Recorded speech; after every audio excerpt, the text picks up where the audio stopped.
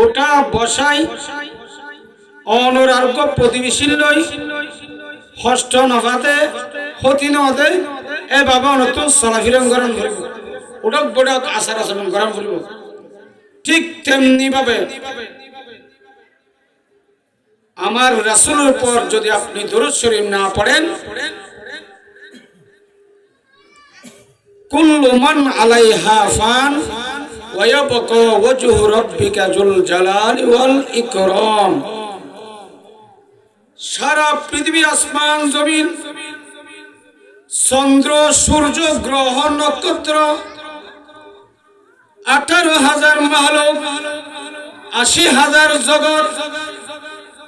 সবগুলো আল্লাহ ধ্বংস করে দিবে কিন্তু একটা এমন একটা জাত বেঁচে থাকবে বাকি থাকবে সেটা হচ্ছে লা মাকামের হুদালা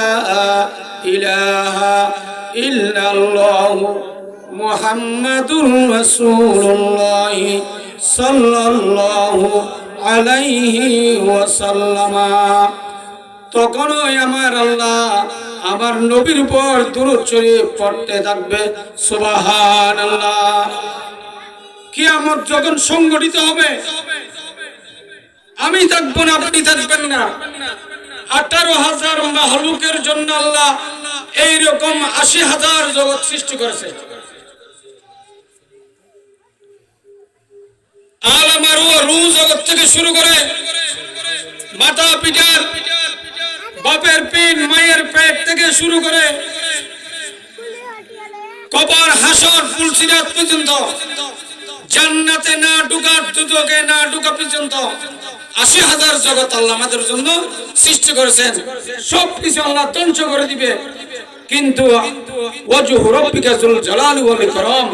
তখনও একজন থাকবে যে হোসেন লা মাকানের হুদ আল্লাহ বেঁচে থাকবে আল্লাহ থাকবে আল্লাহ বলেছেন তখনই আমি আমার রাসূলের উপর দরুদ শরীফ পড়তে থাকবো জোরে বলেন সুবহানাল্লাহ এই দরুদ শরীফ এমন একটা জিনিস যেটা কেউ না পড়লে আল্লাহ পড়েন কেউ আল্লাহ বলেন ইয়া আইয়ুহাল্লাযিনা আমানু সাল্লু আলাইহি ওয়া সাল্লিমু তাসলিমা হে ঈমানদাররা আমি দরুদ শরীফ পড়ি ফেরেশতারা পড়তেছে পশু পাখি দরুদ শরীফ পড়তেছে তাসবিহর মাধ্যমে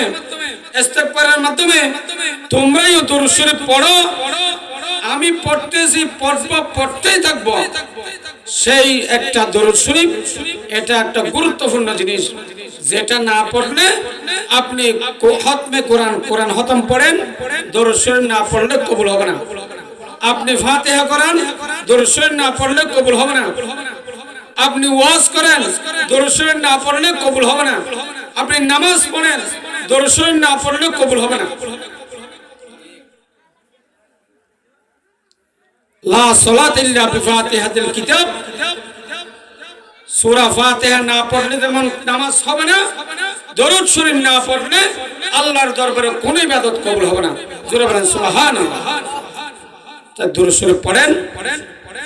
আমরা মনে করতেছি এটা আকবরিয়া জামে মসজিদ